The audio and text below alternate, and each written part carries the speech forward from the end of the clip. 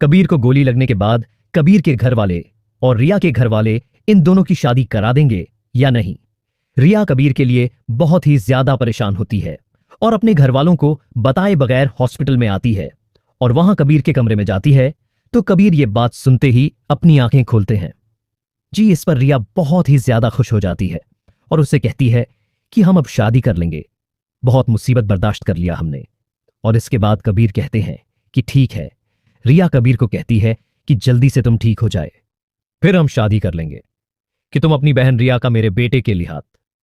तो इस पर रिया बहुत ही ज्यादा खुश हो जाती है कि आंटी, ये आप बहुत ही ज्यादा अच्छी है।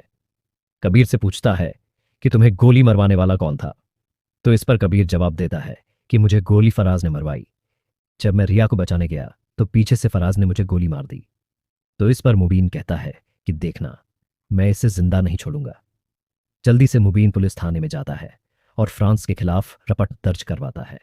और इसके बाद कबीर की अम्मी सिकंदर के घर जाती है और उससे कहती है कि तुम अब इस वाक्य के बाद अपनी बहन का हाथ फराज को दोगे या नहीं।